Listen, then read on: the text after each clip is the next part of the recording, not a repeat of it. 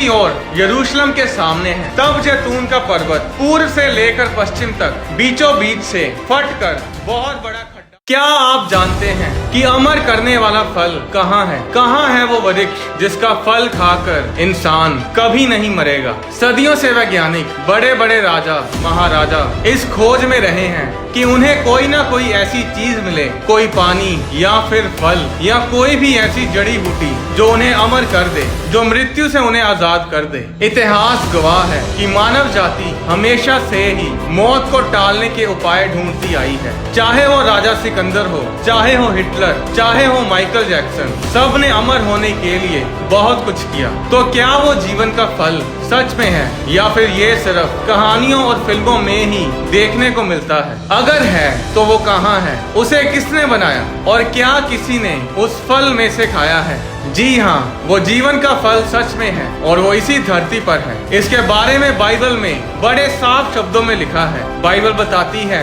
कि जब परमेश्वर ने इस दुनिया की सृष्टि की तो परमेश्वर ने आदम और हवा को भी बनाया और उसने आदम और हवा को एक वाटिका में रखा जिसका नाम था अदन, जिसे इंग्लिश में गार्डन ऑफ ईडन कहते हैं। उस बाग में परमेश्वर ने तरह तरह के वृक्ष लगाए थे। उत्पत्ति अध्याय 2 की 9 आयत में लिखा, और यहोवा परमेश्वर ने भूमि से सब भांति के वृक्ष जो देखने में मनोहर और जिनके फल खाने में अच्छे हैं उगाए, और वाटिका के बीच में जीवन के वृक्ष को और भले या बुरे के ज्ञान के वृक्ष को भी लगाया। परमेश्वर ने आदम और हवा को आज्ञा दी थी कि वे अदन की वाटिका के सब वृक्षों के फलों को खा सकते हैं, पर भले और बुरे के ज्ञान के वृक्ष का फल वे खाना तो क्या, वे उसे छुए भी ना, क्योंकि जिस दिन वो उसका फल खाएंगे उसी दिन वे अवश्य मर जाएंगे। पर आदम और हवा ने पाप किया, यानी कि उन्होंने परमेश्वर की आज्ञा को तोड़ा और उस भले और बुरे के ज्ञान के वृक्ष के फल को तोड़ा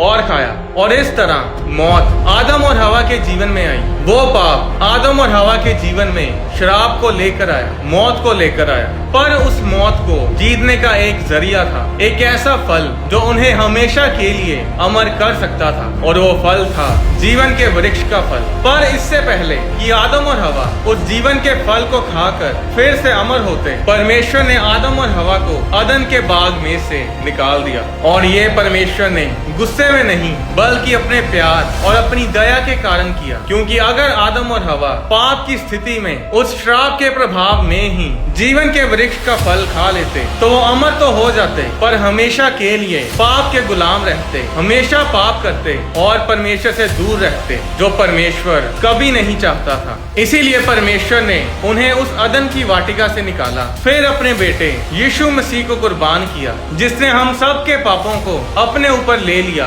और क्रूस पर अपनी जान देकर हमें उस आदम और हवा के पाप से, उस श्राप से आजाद किया। और अब हमें उस आदम और हवा के श्राप से आजाद करने के बाद परमेश्वर हमें अमर करेगा, हमें उस जीवन के वृक्ष के फल में से खाने को देगा, ताकि हम परमेश्वर के साथ हमेशा हमेशा के लिए आनंद में रहें। इसके बारे में बाइबल में उत्पत्ति अध्याय 3 उसकी 22 आयत में लिखा, फिर यहोवा परमेश्वर ने कहा, मनुष्य भले बुरे का ज्ञान पाकर हम में से एक के समान हो गया है, इसलिए अब ऐसा ना हो कि वे हाथ बढ़ाकर जीवन के वृक्ष का फल भी तोड़ के खा ले और सदा जीवित रहे। इसलिए यहोवा परमेश्वर ने उसको अदन की वाटिका में से निकाल दिया कि वे भूमि पर खेती करे जिसमें से वह बनाया गया था। 24 आयत में लिखा, इसलिए आदम को उसने निकाल दिया और जीवन के वृक्ष के मार्ग का पहरा देने के लिए अदन की वाटिका के पूर्व की ओर करूबों को यानी स्वर्ग दूतों को और चारों ओर घूमने वाली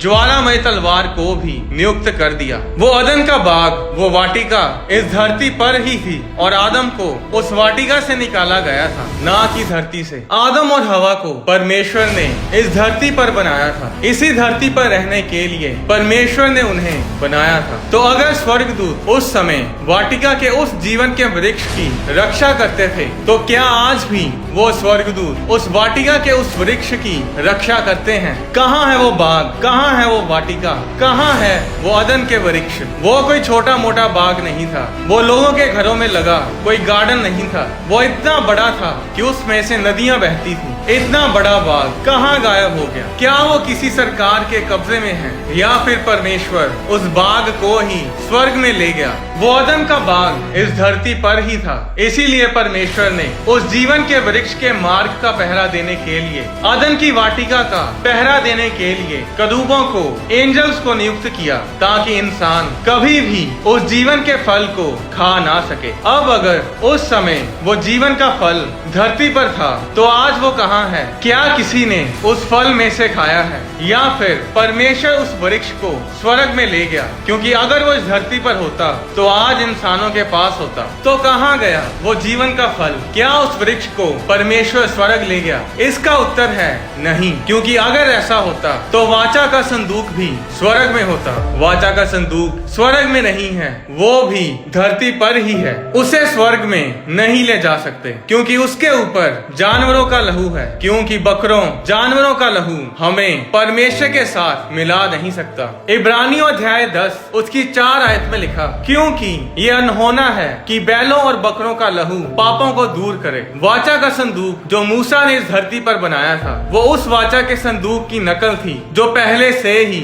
स्वर्ग में है। जो वाचा का संदूक मूसा ने बनाया था, वो उसने स्वर्ग के दर्शन में से देख कर बनाया था। एक वाचा का संदूक स्वर्ग में है और दूसरा वाचा का संदूक इस धरती पर है। और इसी तरह जीवन का पेड़ भी 2 जगह पर स्थित है, एक स्वर्ग में और दूसरा इस धरती पर। जो जीवन का फल स्वर्ग में है, उसके बारे में प्रकाशित वाक्य अध्याय 2 उसकी 7 आयत में लिखा, जो जय पाए मैं उसे उस जीवन के पेड़ में से जो परमेश्वर के स्वर्ग लोक में है फल खाने को दूंगा। ये जीवन का पेड़ स्वर्ग में है। अब जीवन का पेड़ जो इस धरती पर है, वो कहाँ है? वो जीवन का पेड़ धरती के नीचे है। वो जीवन का पेड़, अदन की वाटिका के सब पेड़ धरती के नीचे ही हैं। इसके बारे में यहेजकेल अध्याय 31 उसकी 16 आयत में लिखा है, जब मैंने उसे कब्र में गड़े हुओं के पास अधोलोक में फेंक दिया, तब उसके गिरने के शब्द से जाति जाति थरथरा गई। और अदन के सब वृक्ष अर्थात लबानोन के उत्तम उत्तम वृक्षों ने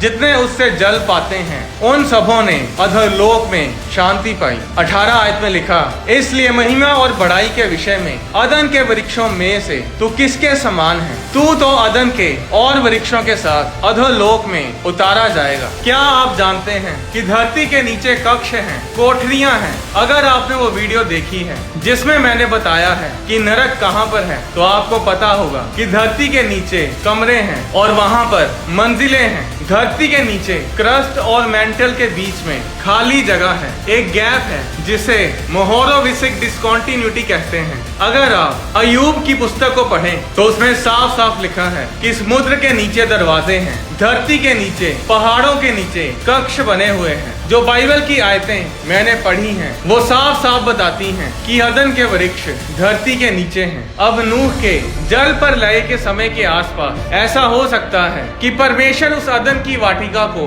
धरती के नीचे ले गया हो। जकरिया की पुस्तक में लिखा है कि जब यीशु मसीह का दूसरा आगमन होगा, तब यीशु मसीह यरूशलेम शहर से इस दुनिया पर राज्य करेंगे। जकरिया अध्याय 14 उसकी 4 आयत में लिखा कि उस दिन वह यानी यीशु मसीह जैतून के पर्वत पर पांव रखेगा, जो पूर्व की ओर यरूशलेम के सामने है। तब जैतून का पर्वत पूर्व से लेकर पश्चिम तक बीचों बीच से फटकर बहुत बड़ा खड्डा हो जाएगा। तब आधा पर्वत उत्तर की ओर और आधा दक्षिण की ओर हट जाएगा। फिर आगे लिखा है कि यरूशलेम से एक नदी बहेगी जो कभी भी सूखेगी नहीं। 9 आयत में लिखा है कि तब यहोवा सारी पृथ्वी का राजा होगा, और उस दिन एक ही यहोवा और उसका नाम भी एक ही माना जाएगा। इस वचन में लिखा है कि यीशु मसीह इस धरती पर 1000 साल के लिए राज्य करेंगे। यीशु मसीह आत्मा में नहीं बल्कि शारीरिक रूप में इस धरती पर राज्य करेंगे, और उनका सिंहासन यरूशलेम शहर में होगा। इसके बारे में और गहराई से मैं एक अलग वीडियो में आपको बताऊंगा। प्रकाशित वाक्य अध्याय 20 उसकी 3 आयत में लिखा कि शैतान को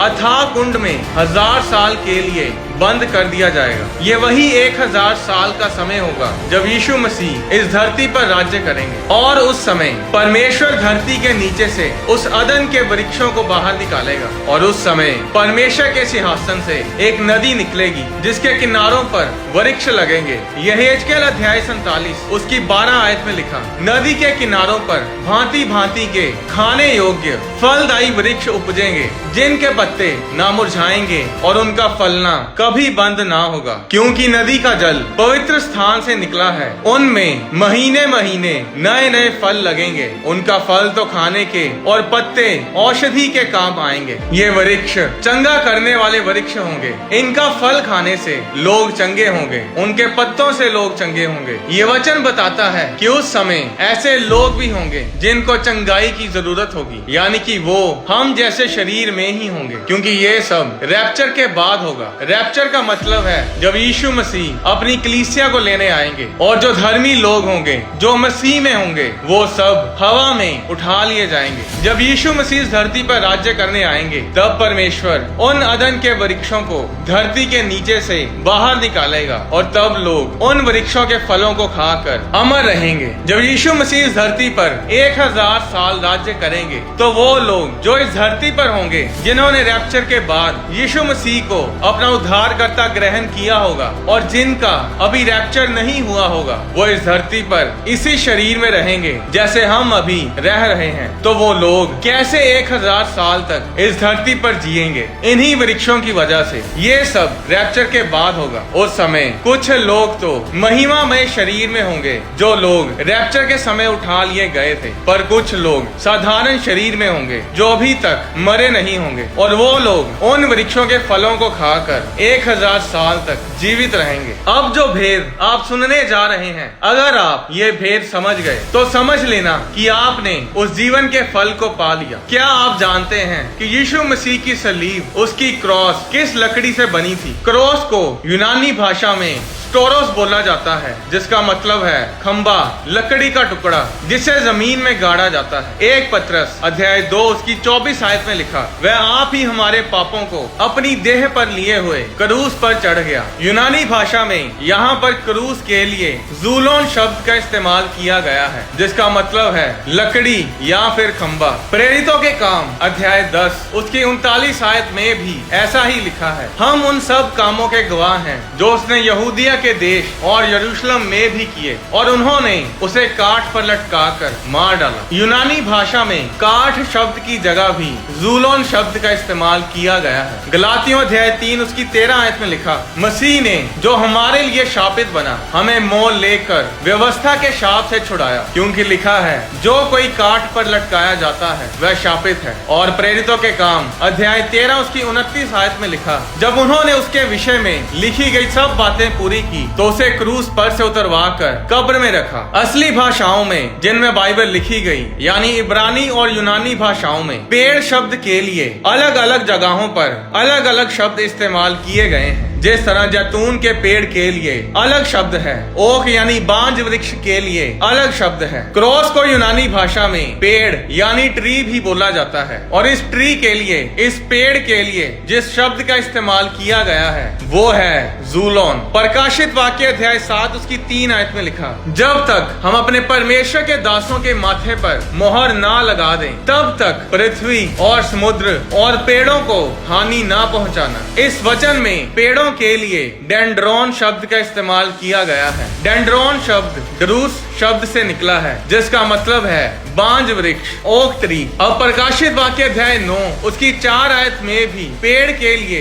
डेंड्रोन शब्द इस्तेमाल किया गया है। पर प्रकाशित वाक्य अध्याय 2 उसकी 7 आयत में लिखा, जो जय पाए मैं उसे उस जीवन के पेड़ में से जो परमेश्वर के स्वर्ग लोक में है फल खाने को दूंगा। और प्रकाशित वाक्य अध्याय 22 उसकी 2 आयत में लिखा, नदी के इस पार और उस पार जीवन का वृक्ष था। फिर 14 आयत में लिखा, धन्य वे हैं जो अपने वस्त्र धो लेते हैं, क्योंकि उन्हें जीवन के वृक्ष के पास आने का अधिकार मिलेगा। और अब तक के सबसे बड़े भेद के लिए तैयार हो जाइए। इन तीनों आयतों में जो यूनानी भाषा का शब्द जीवन के पेड़ के लिए इस्तेमाल किया गया है वो है जूलोन, यानी कि जीवन का पेड़, जिसका मतलब है जीवन का जूलोन, यानी जीवन का ट्री, ट्री ऑफ लाइफ। क्या आप जानते हैं कि जूलोन शब्द और कहाँ इस्तेमाल किया गया है? जूलोन शब्द यीशु मसीह की क्रॉस के लिए इस्तेमाल किया गया है। 1 पत्रस अध्याय 2 उसकी 24 आयत में पत्रस ने कहा, वह आप ही हमारे पापों को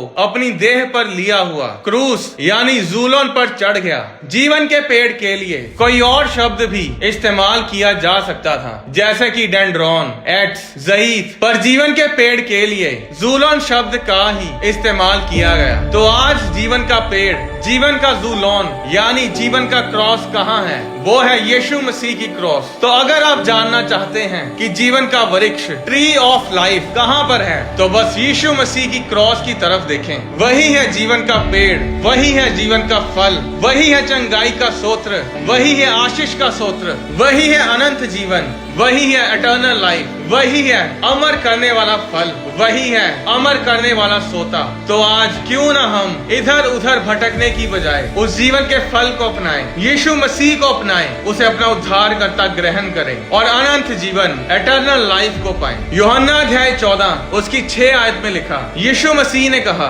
मार्ग, सत्य और जीवन मैं ही हूँ। बाइबल में लिखा है कि चख कर देखो कि यहोवा कैसा भला है, यानी परख कर देखो कि यहोवा कितना अच्छा है। आप किसी को भी बिना जांचे परखे गलत साबित नहीं कर सकते। जो लोग यीशु मसीह को नहीं जानते, मैं आपको चैलेंज करता हूँ कि एक बार परमेश्वर का स्वाद चख कर तो देखो, एक बार यीशु मसीह के पास आकर तो देखो। वो आपका धर्म नहीं, आपकी जिंदगी बदल कर रख देगा। परमेश्वर आपको आशीष दे। आने वाली वीडियोस में मैं आपको बताऊंगा कि यीशु मसीह के धरती पर 1000 साल के राज्य के दौरान क्या कुछ होगा। क्या यीशु मसीह का तीसरा आगमन भी होगा? गतसमनी बाग में यीशु मसीह के शरीर से खून का पसीना क्यों निकला? मनुष्य के धरती पर आने से पहले इस धरती पर कौन रहता था? क्या शैतान खाना खाता है? और इसका इंसानों से क्या लेना देना है? अगर आप इस वीडियो से आशीषित हुए हैं तो इस वीडियो को दूसरों के साथ शेयर करें और दूसरों की आशीष का कारण बने। परमेश्वर आपको आशीष दे।